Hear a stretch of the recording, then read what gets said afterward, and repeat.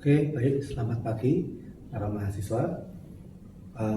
Pada kesempatan kali ini, saya akan memberikan video materi mengenai teknik pengintegralan.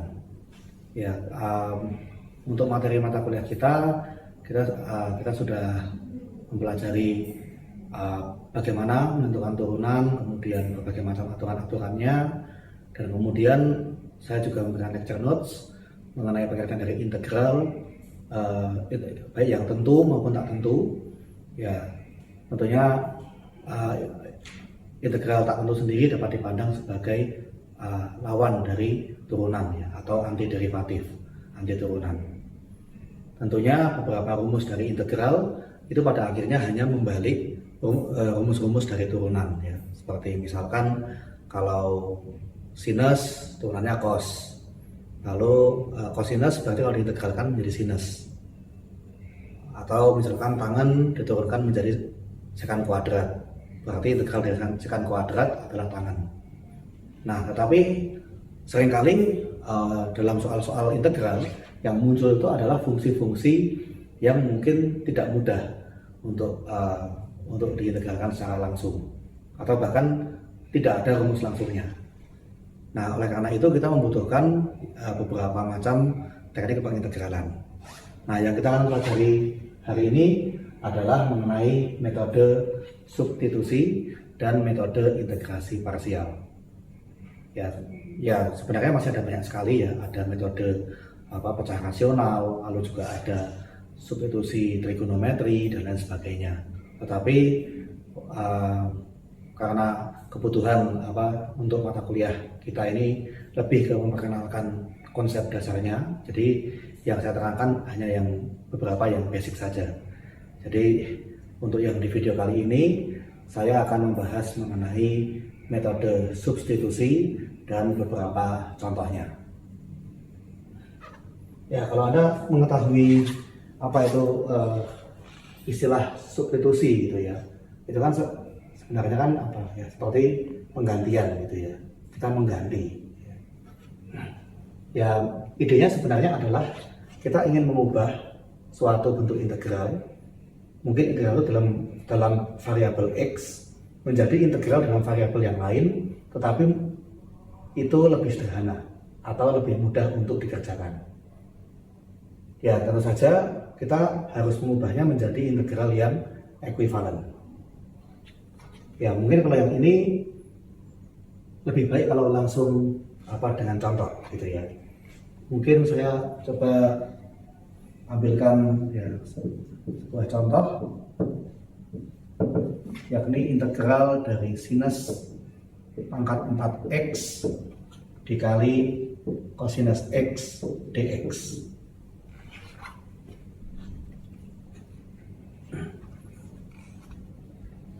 Ya, Anda tahu kalau misalkan cosinus kalau diintegralkan akan menjadi sinus, dan sinus diintegralkan menjadi negatif cosinus. Tapi bagaimana dengan sinus pangkat 4x dikali cosinus x dx? Kita mengintegralkan fungsi ini terhadap x. Nah, di sini kita bisa melihat ada suatu keterkaitan, ya, bahwa sinus turunannya cos, lalu ada sinus pangkat 4. Nah, kita mungkin bisa berpikir seperti ini, ya. Ini kenapa yang di pangkat 4 itu sinus? Seandainya ini adalah suatu bentuk suku banyak, bukankah gampang untuk mengintegralkannya? Oh iya, kalau gitu kenapa tidak, ya? Bagaimana seandainya sinus x ini sebetulnya adalah suatu nilai variabel yang lain? Kita beri nama u, ya. Jadi, ya, ini kita misalkan, ya. Ya.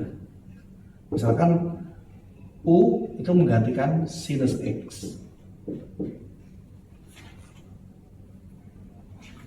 Nah, berarti ini akan menjadi u pangkat 4.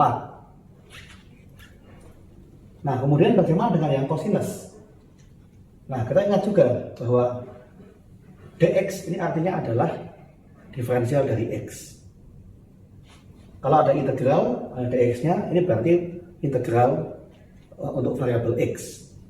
Lalu kalau misalkan kita mengubah sin x menjadi u, berarti juga nanti diferensialnya haruslah bukan diferensial X, tapi diferensial dari U. Nah, kita coba lihat apa yang terjadi. Kalau kita turunkan U, berarti DU ini adalah turunan dari sin X, yaitu cos X. Ini kan DU per DX kan sebenarnya. Ya, nah DU per DX. Ya, turunan dari U terhadap X adalah cos X.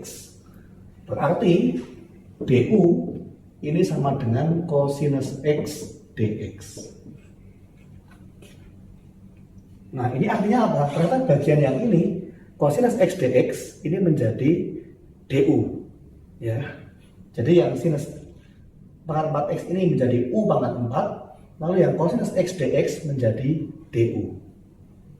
Nah, berarti integral ini nantinya akan sama dengan, maaf saya langsung tulis di sebelah kanannya, berarti integral sin X itu adalah U, sin pangkat 4x, berarti sin X dipangkatkan 4, berarti U pangkat 4. Lalu cosinus X dx, ya, kita dapatkan tadi, ini akan sama dengan DU, diferensial dari U. Nah, ternyata ini menjadi suatu bentuk integral yang jauh lebih mudah untuk dikerjakan. Kita tahu rumusnya ya, kalau ya nggak masalah ini integral dalam U ya, karena itu kan hanya menandakan variabel ya. Jadi jangan sampai Anda bisa mengintegralkan X pangkat 4, tapi Anda nggak bisa mengintegralkan U pangkat 4. Itu kan cuma sekedar mengubah nama variabel ya. Berarti kalau U pangkat 4 apa integralnya? Yaitu 1/5 U pangkat 5 ditambah konstanta. Nah, apakah ini sudah merupakan jawabannya? Kalau bertanya betul atau tidak, iya. Tetapi di sini belum menjadi jawaban yang kita harapkan. Karena dari awal ini integralnya dalam X. Kita menggunakan U ini hanya merupakan variabel pengganti untuk menyederhanakan. Nah, artinya setelah ketemu hasil integralnya 1/5 U pangkat 5 tambah konstanta, berarti kita harus kembalikan U-nya, kita kembalikan menjadi sinus X. Ya, atau ini menjadi 1/5, langsung saja sinus pangkat 5 X ditambah suatu konstanta. Jadi inilah contoh kita menggunakan metode substitusi ya. Dalam integral itu pasti ada integral dari apa fungsinya terhadap apa variabelnya. Yang ini integral dari suatu fungsi dengan variabel X terhadap X. Kalau kita mengubah menjadi variabel U, berarti nanti integralnya juga harus memuat diferensial dari U. Itulah kenapa jangan cuma X yang diganti dengan U gitu ya, tapi juga dx dengan du juga harus dicari apa hubungannya. Nah, setelah ketemu ya integral dari fungsinya dalam variabel U, Anda bisa mengerjakan dengan lebih cepat, langsung ada rumusnya. Jangan lupa dikembalikan ke variabel X. Ya, ingat di sini U sendiri ini hanya menjadi variabel pembantu. Ya, setelah ini kita akan coba lihat bagaimana contoh lagi dari metode substitusi, terutama apabila ada batas integralnya. Mari kita lihat contoh yang kedua ya, masih menggunakan metode substitusi. Mungkin kalau Anda belum familiar, Anda akan bertanya, Pak, kalau menggunakan metode substitusi itu yang mana ya Pak yang harus digunakan untuk menggantikan variabelnya gitu ya. Saya ingin membuat integral dalam U-nya itu harus dipilih yang mana. Nah, kita ingat saja kembali ke prinsip dasar ya dari segala macam teknik pengintegralan. Segala macam substitusi dalam metode ini itu tujuannya adalah supaya integral yang setelah disubstitusi itu menjadi integral yang lebih mudah untuk dikerjakan.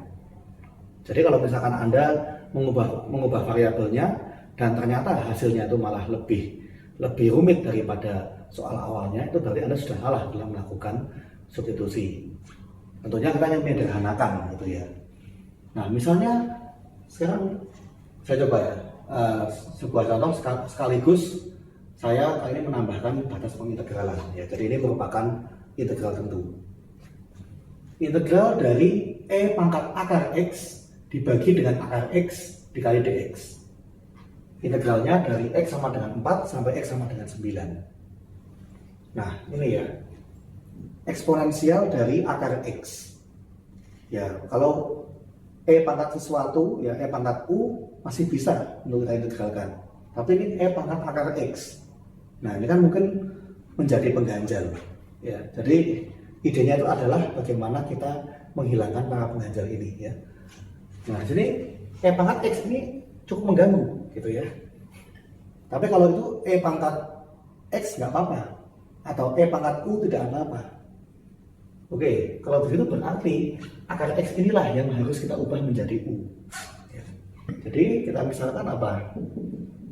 Bahwa U itu adalah akar X ini ya.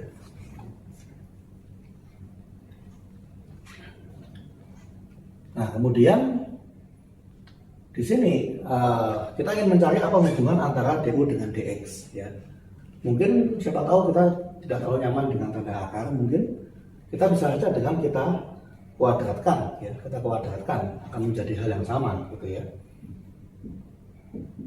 Tentunya di sini x-nya pasti yang positif ya, karena kalau tidak nanti kan nggak terdefinisi ya. Nanti di sini malah x sama dengan u kuadrat ya, berarti dx akan sama dengan 2u du ya, kita bisa tulis seperti ini ya. Ya, kadang Anda bisa saja dari u diturunkan terhadap x, bisa juga x diturunkan terhadap u, tinggal mana yang dirasa lebih sederhana. Lalu di sini, nah mari kita lihat ini integral itu ya.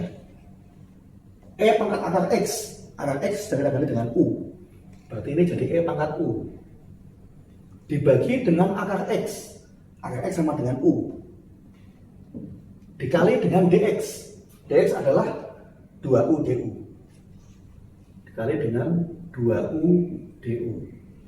Oh, ternyata ada u di pembilang dan penyebut, bisa kita eliminasi.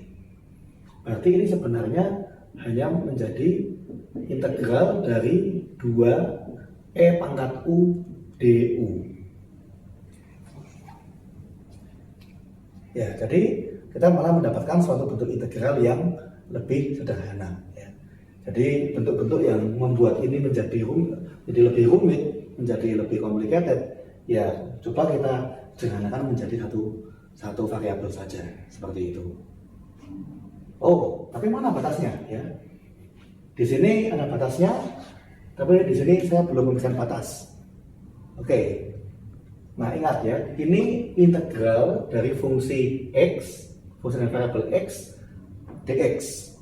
Berarti batas ini x sama dengan 4 sampai x sama dengan 9. Batas integral ini melambangkan batas dalam x. Ya. Tetapi kalau misalkan kita ubah ke dalam u bagaimana? Ya berarti batasnya harus dalam u, ya, jangan dalam x. Ya. Oke, berarti kita tambahkan lagi. Ya. Kita melihat saat x sama dengan 4 sama x sama dengan 9. Kalau x sama dengan 4, ini artinya apa? U sama dengan akar x sama dengan akar 4 sama dengan 2. Lalu kalau x-nya 9, berarti u adalah akar dari x, akar dari 9 sama dengan 3. Nah, artinya kalau kita mengubah variabelnya dari x menjadi variabel u, berarti batasnya juga menyesuaikan. Kalau batas awalnya dari x sama dengan 4 sampai 9, kita ubah ke u dengan u-nya akar x menjadi u sama dengan 2 sampai u sama dengan 3. Berarti di sini batasnya ini 2 sampai 3. Jadi kalau Anda sudah melakukan suatu substitusi, ya otomatis nanti batas integralnya juga harus menyesuaikan. Ya. Ya, hal itu nggak jadi masalah kalau kita berbicara mengenai integral tertentu. Kalau kita bicara integral tertentu, nah ini jadi pengaruh ini ya, ada pengaruh ya. Oke, berarti ini masih dalam U, berarti dari 2 sampai 3. Nah artinya ini akan sama dengan ya 2 kali E pangkat U gitu ya, karena E pangkat U diintegralkan pasti E pangkat U lagi. Nah batasnya adalah dari U sama dengan 2 sampai U sama dengan 3 ya, berarti ini hasilnya adalah 2E pangkat 3 dikurangi 2E pangkat 2 ya. Tentunya di sini E ini adalah suatu bilangan basis dari fungsi eksponensial 2,718 sekian, dan ya ini tidak perlu anda hitung sampai desimalnya, cukup seperti ini. Nah, jadi ini contoh bagaimana kita mengerjakan metode substitusi, tetapi dengan kita menyesuaikan batas integralnya. Ya, jadi kalau misalnya Anda melakukan suatu substitusi, ya jangan lupa untuk mengubah juga ya batas integralnya. Kalau ini misalkan nanti nggak Anda ubah, ini masih 4 sampai 9, nanti ketemunya berbeda sekali. 2E pangkat 9 dikurangi 2E pangkat 4, itu kan dua nilai yang berbeda ya, seperti itu. Ya, kita bahas kembali ya, contoh yang barusan, tapi coba kita menggunakan pendekatan yang berbeda. Tadi itu kan setiap kali saya mengubah variabel, saya juga harus mengubah batas integralnya ya. Nah, bagaimana kalau misalkan seandainya kita itu mencari dulu antiderivatifnya, baru kemudian kita masukkan batas dalam X, juga bisa sebetulnya. Oke, mungkin masih sama ya, ini soalnya masih sama. Dan juga masih sama pemisalannya gitu ya. Punya akar X itu, kemudian ya U kuadrat sama dengan X, U2U DU sama dengan DX. Ini ya. Nah, tapi di sini kita tidak menyesuaikan dulu untuk batas integralnya, tapi kita langsung mencari antiderivatifnya. Oke, ini bisa saya pisahkan. Berarti integral dari E pangkat akar X dx per akar X begini, ini kan tadi akan sama dengan integral dari E pangkat U dibagi U dikali 2U DU ya, atau sama dengan integral dari 2E pangkat U DU ya. Ini pasti sama dengan yang tadi, cuma bedanya saya tidak main dengan batas integral. Lalu saya mendapatkan ini sama dengan 2E pangkat U tambah konstanta, atau ini sama dengan 2E pangkat akar X ditambah suatu konstanta. Ya, jadi ini kalau pertanyaannya seperti menghitung integral tak tentu. Nah, kemudian kalau saya ketemu, barulah saya masukkan batasnya. X sama dengan 4 sampai X sama dengan 9. Jadi setelah saya menemukan antiderivatifnya, barulah saya masukkan X-nya sama dengan 9 sampai X sama dengan 4, baru saya kurangkan. Ya, berarti ini akan sama dengan 2E pangkat akar X. Tentunya konstantanya nanti saya akan bilang, jadi nggak perlu saya tuliskan. Ini dari X sama dengan 4 sampai X sama dengan 9. Nah, ini akan menjadi 2E pangkat akar 9 dikurangi 2E pangkat akar 4. Ya, atau sama dengan 2E pangkat 3 dikurangi 2E pangkat 2. Ya. Hasilnya akan persis sama dengan cara yang sebelumnya. Nah, bedanya kalau yang tadi saya mengerjakan integral dalam U, lalu saya juga memasukkan batasnya dalam U. Sedangkan yang ini saya pertama nggak masukkan dulu untuk batas integralnya, tapi saya integralkan sehingga ketemu fungsi dalam X, baru saya masukkan berapa nilai X-nya ya. Jadi setelah Anda menemukan bentuk semacam ini, ya Anda bisa punya dua cara ya. Pertama, Anda masukkan batasnya dalam variabel U, atau Anda kembalikan dulu ke X, baru Anda masukkan nilai X-nya. Ya. Yang penting adalah bahwa itu sesuai ya. Artinya kalau integralnya di dalam U, ya berarti batasnya dalam U juga. Kalau integralnya dalam X, berarti juga batasnya dalam X.